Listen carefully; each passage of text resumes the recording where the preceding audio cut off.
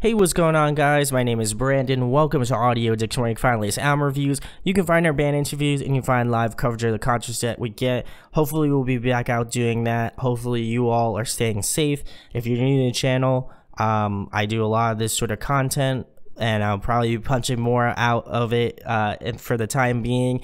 Check out the update video. I posted a VOD of it yesterday or the day before, I can't remember, and it kind of details what I'm going to be going through in April, as well as, you know, months that go further beyond this. So hopefully you check that out, and without further ado, I'm going to be talking about Picturesque's newest record, Do You Feel Okay?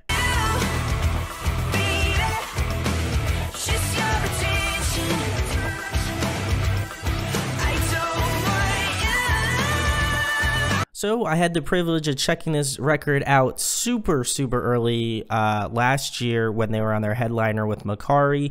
That was a great tour. And then, so I had been listening to the demos at that time, and then I had re-listened to it again, and I was given it back in January while they were out on tour, Dead American and Hands Like Houses. So I had been sitting on this record for a collective total of probably 3 months now at this point, and so it's been something that I've been trying to keep secret from a lot of you. And so I was really stoked that they wanted me to have this record early and to be able to review it. So thank you to Picturesque. Hopefully you don't get in too much trouble by giving it out that early, but I know that you guys have been wanting to get it out, and I've been wanting to do this review to get out to everybody. So this record comes out in 2 weeks, which is wild. I never get to do stuff like this this early, but I had been listening to this record nonstop, and I just felt like, you know what, now's a good time to get it out. So I'm going to go through each track, give you my thoughts and opinions on it, go through some pros and cons, and then finish it out with an overall rating. So the first track is called Necessary. It's one of the singles. I believe that this is the single that they announced the record on. If you haven't checked out any of the music videos for this record cycle yet, they've been fantastic. Shouts to Juan Ibanez. He did the most recent one with Attention. He's a fantastic videographer, photographer guy. And shouts to Juan.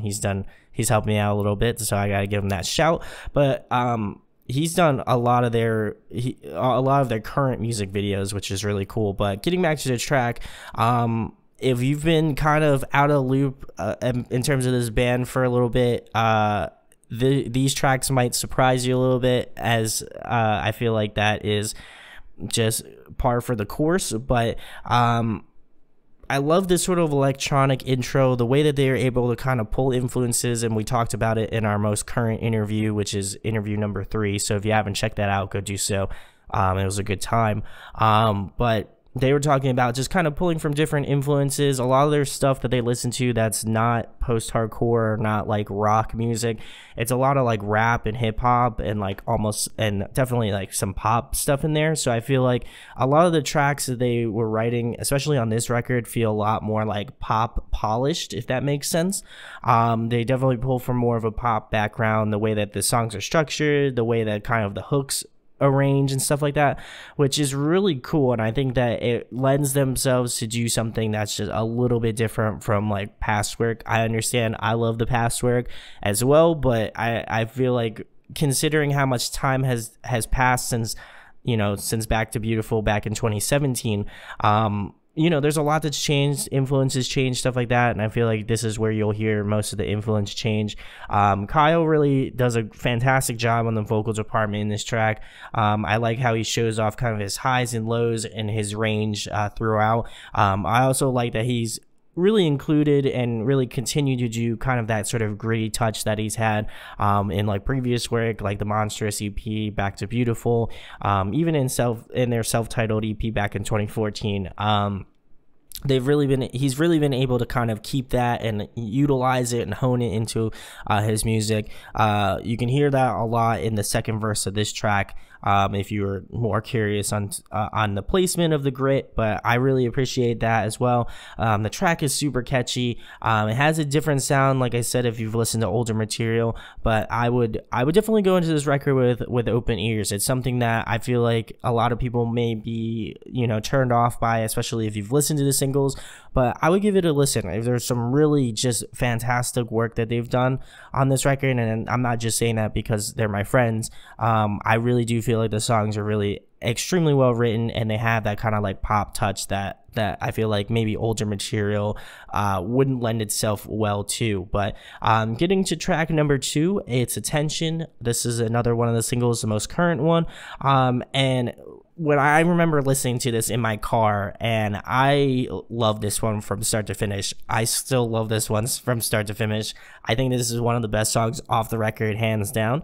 And I think that I feel like I don't feel like anybody in the band would argue that, but I do feel like there's just something about this that kind of has that just rock edge to it, and I love it. It's super catchy. It's definitely one of the catchiest tracks on the record. The chorus is really awesome. I like the kind of external sounds, the like electronics they have like sprinkled throughout the track. It is really well executed, and I think it's masterfully done by the band themselves. I know that they went to Andrew Bayless. Shouts to Andrew Bayless. He's been doing a killer job at kind of like arranging and mixing and mastering some of the tracks, but yeah, he does a fantastic job of that and kind of pulling out different sounds. I love Zach and Dylan's riffs on this track. I think they do a fantastic job of it. Kind of has that almost like kind of southern rock like edge to it. It's really tight. And just speaking about southern rock, Dylan really brings a really cool solo at the 2 minutes and 5 second mark to around the 2 minutes and 25 second mark. Absolutely ripping. I was hoping for more. I don't want to spoil it or anything. I don't think there's too many other solos. There's one that's kind of a solo-ish, but that one was probably the most memorable portion of the song. Jordan and Jade are definitely holding it down on the back end. I think Jade did a really great job on the drumming on this track as well.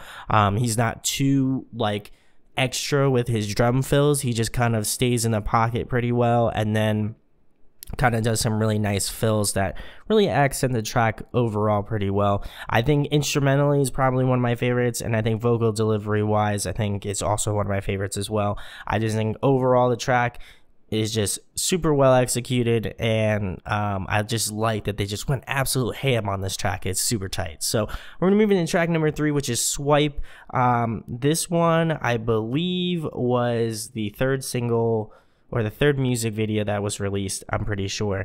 And I really enjoy this one a lot. I like Kyle's vocal delivery. He kind of pulls from, as he has mentioned in previous interviews that I've done with him, he pulls from some like rap and stuff like that, just with his like lyrical, I won't even say lyric aspect of it, but just his delivery of the vocals feels very like, modern rap, kind of modern pop, and modern hip hop kind of sort of vein. I know that doesn't feel like it would translate super well, but just the way that he kind of, has a way of speaking about it, I think is really well executed. I also like the juxtaposition of kind of the softer verses against the more like powerful, strong choruses. I think they do a really great job of kind of balancing those two acts. This song has some really great energy, and seeing this one live a couple times now, I think that they really prove that this song does way better live. I feel like, on the record it's solid, but just seeing it played live, you can hear kind of the more like, I wouldn't say aggressive nature of it, but you can feel more of the like power behind it, and I love seeing that. I love when a song translates better live than it does on a record, and I feel like in this track, while it is really well executed, I think it is just that much further executed live. I also noticed that about the songs that just kind of like the external layers that they have going on, the really kind of like little electronic things, or like the little kind of like piano, or like, soft synth, stuff like that. The way that they are able to kind of incorporate it into their core sound, I think is really masterfully done. And I also just love that they bring kind of another level of vibrance to the track. It doesn't feel like it's just overdone where it's just like, oh my god, there's just so much shit going on. It feels like just enough to keep your attention and kind of keep you focused on the kind of the main melody line, which is really well done. So we're gonna move into track number 4, which is Crimes. This is another single that they released. I don't think it was that much further after than Swipe. And I really love the melodies of this track. I know a lot of people were kind of hit or miss on this one because it is a little bit different. But I think the melodies on this track are really on point. I love some of the really nice lead lines that Dylan has on this track as well. I think the way that they kind of meld with the electronic portions of this track are really well done too. And just the way that they're kind of incorporating kind of that rock sound and that like sort of like electronic kind of like pop vibe. I think they really do a great job of bringing those two worlds together. I also really enjoy just kind of the way that they've been able to kind of structure the tracks. I feel like they're a little bit more polished. There's just a little bit more going on. And there's a nice little solo from Dylan. It's really not like highly like out there like I feel like Attention was. Like all the song kind of basically stopped for the most part, and the solo kind of took over that portion of the song. This one feels like the solo is a little bit more in the background, but it's still there. And it starts at around the 2 minutes and 55 second mark to around the 3 minutes and 10 second mark. I think is really, I feel like if the mix was changed a little bit better, I think it would have been executed that much further. But if you really have a attentive ear and a keen ear, you can hear a nice little solo part from Dylan. So we're going to move into track number 5, which is Prisoner. This one is one of the newer songs. I mean, all of these are new songs, but this one will feel new to a lot of people since no one's heard it yet. But this one was really well done too. I love the layered vocals.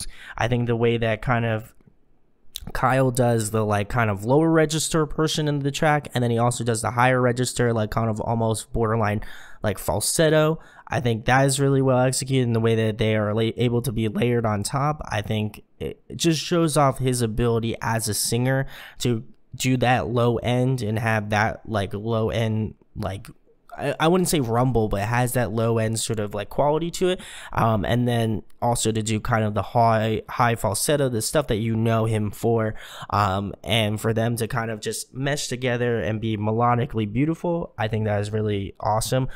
This is probably as close to older material, at least I would imagine to be. So if you are a fan of like Back to Beautiful, I think this track is definitely way more up your alley. It's a little bit more heavier.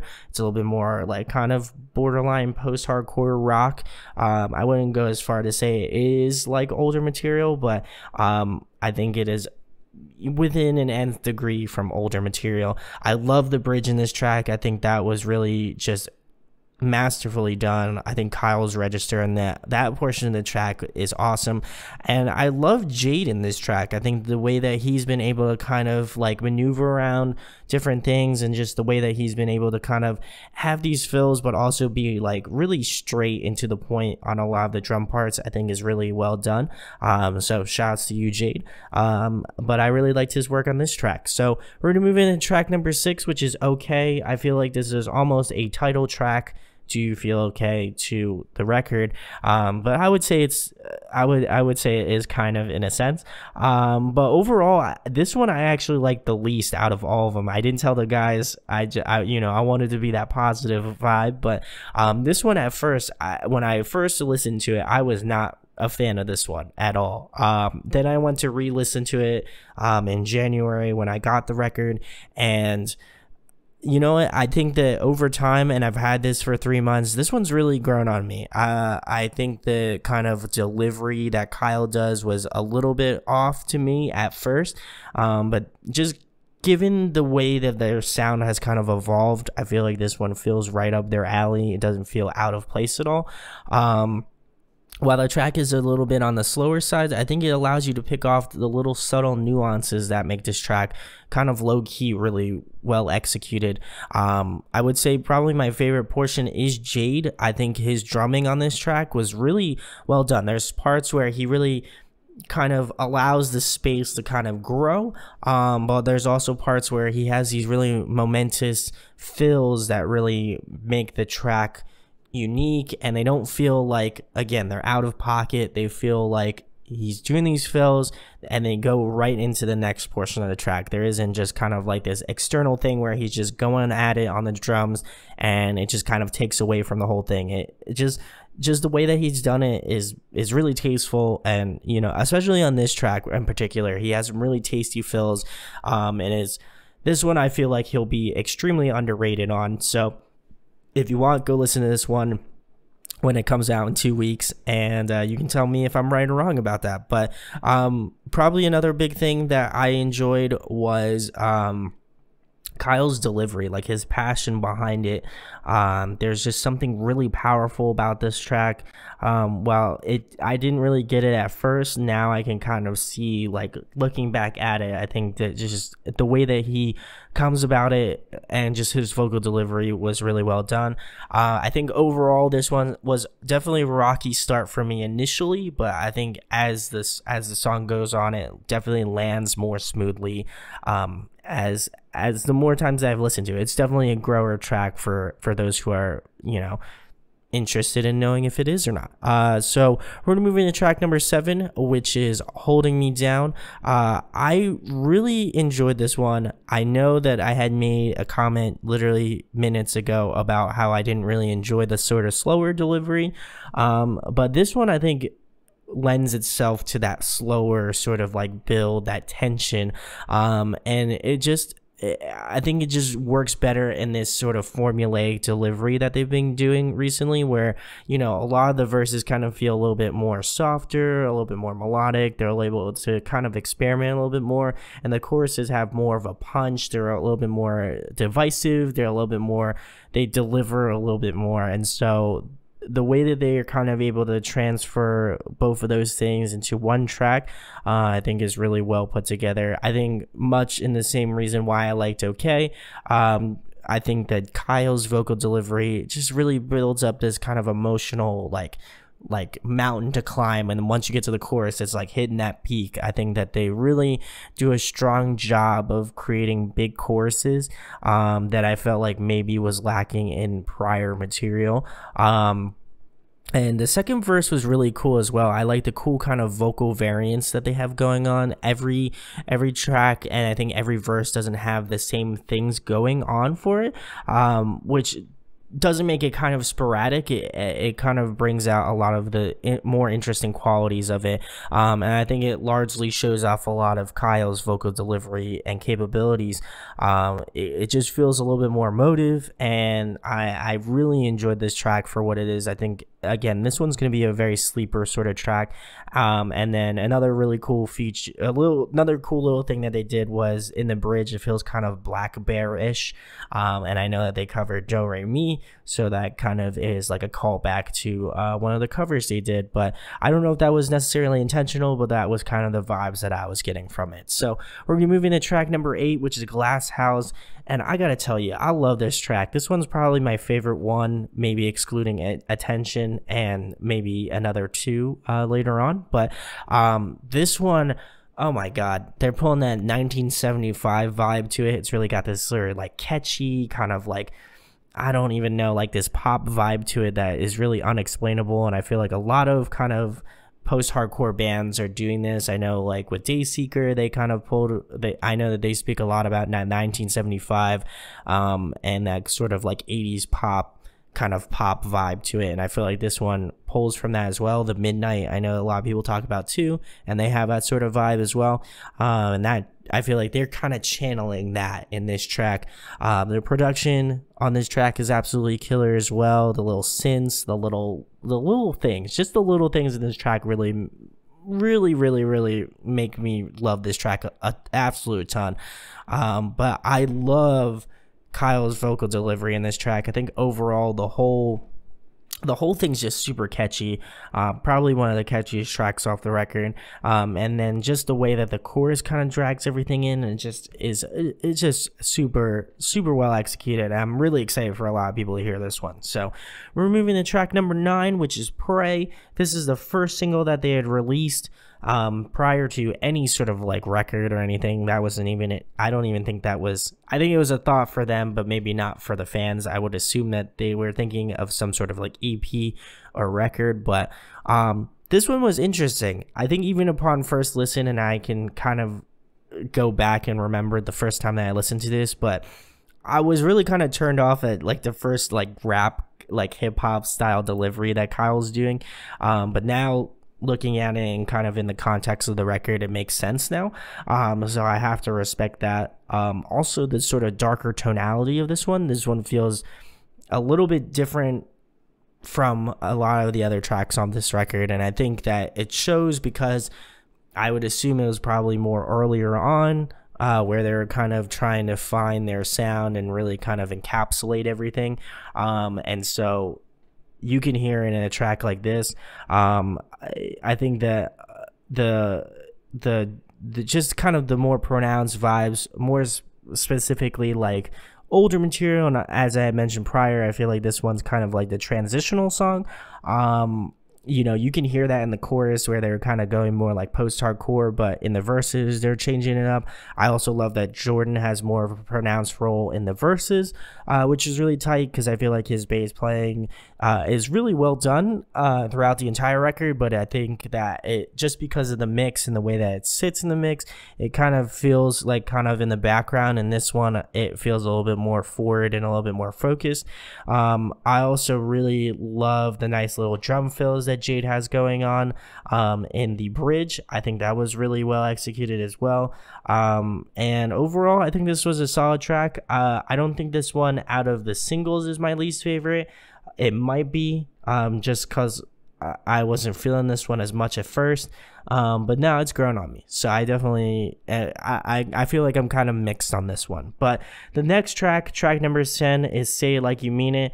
And this one, I personally feel like this will be the sleeper song off the record. I feel like people will either really love it, or I think people may not be fully on it. But I have to say, because I have listened to this record probably, I don't know, maybe 100 times, I'd have to say at this point.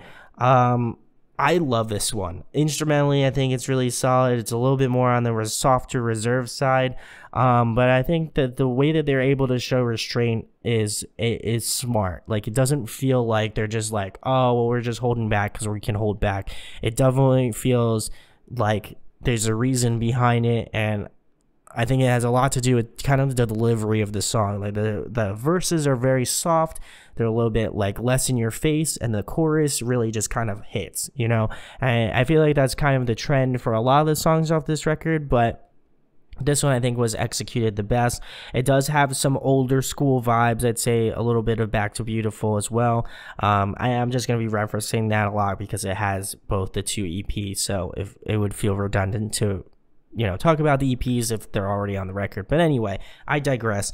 I think, like I said, instrumentally super solid. I think Kyle is really just doing the best thing he can vocally, and I like that he wasn't trying to belt out a ton of stuff in the verses, but I do like that he was trying to be a little bit more aggressive, a little bit more punch in the choruses, because those are the strong points of the track.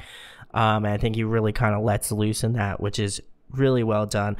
And I also like that he shows off more of his lower registers, his melodies, the way that he's able to kind of concoct those sorts of things.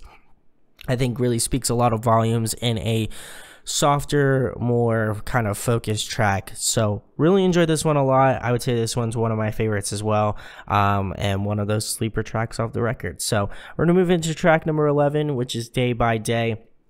And this one really took me by surprise upon first listen, just because I'm not familiar with how, in terms of, they've done kind of like slower, more ballady sort of tracks.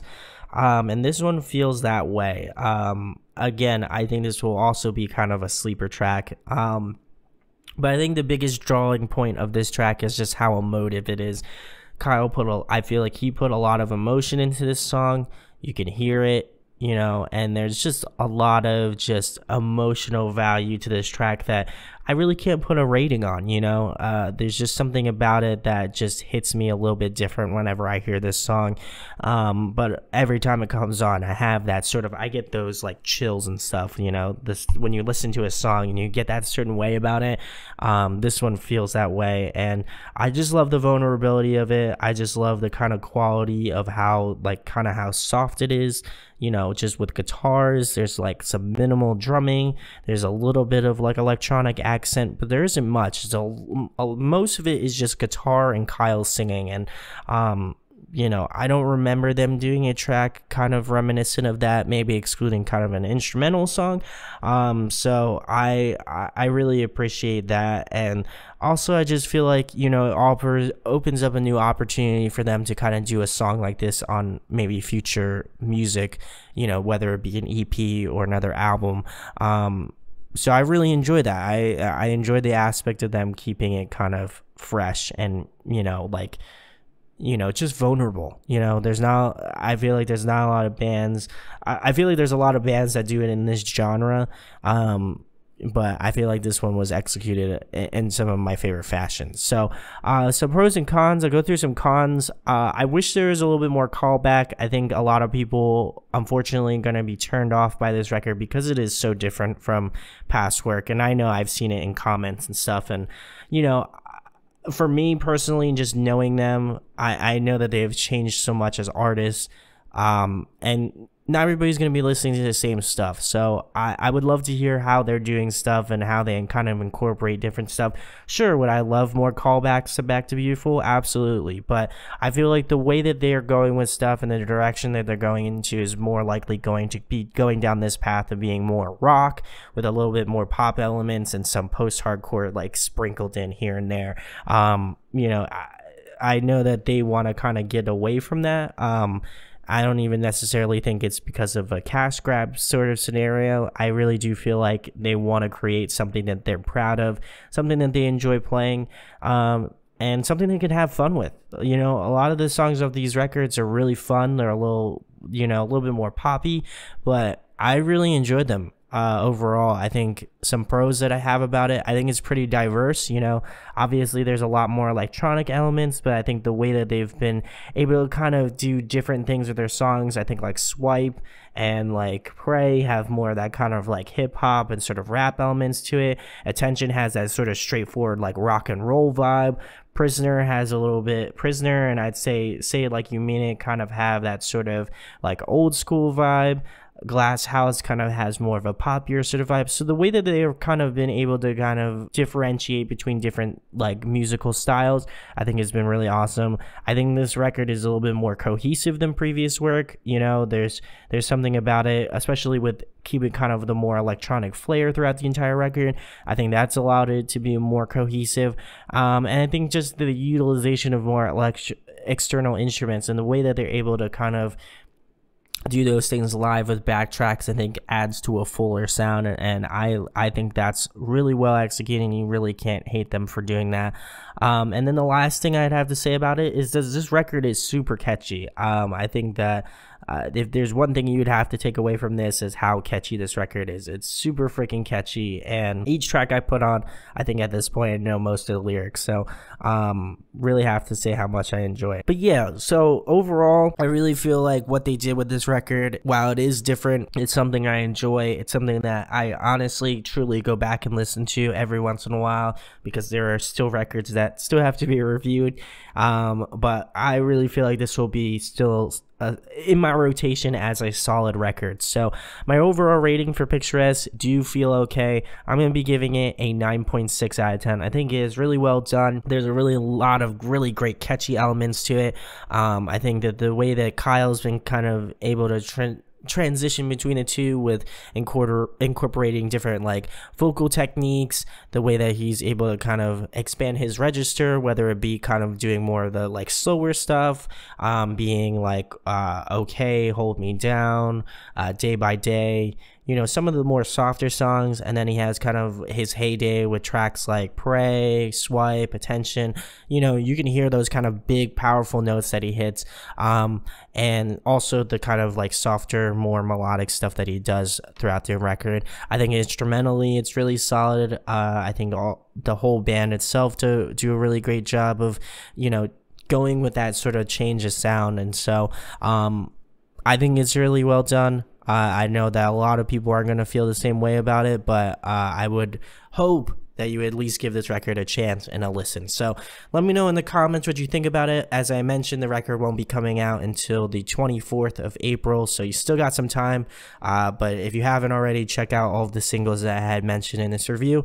There's a lot of them, so I'm sure it'll give you a good idea of how the rest of the record will sound like. And if you happen to get it early, feel free to leave a comment. I'd love to hear what your guys' thoughts are on it.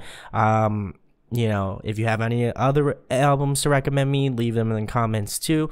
I'll go give them a check out. And yeah, if you enjoyed this review, make sure to share it, like it, subscribe. It goes a long way. Thanks again to Picturesque for sending this over. Always greatly appreciated. Hope all of you are staying safe out there. And I hope that you all are doing super well. So my name is Brandon. We hope you got your fix, and we'll be talking with you soon. Peace.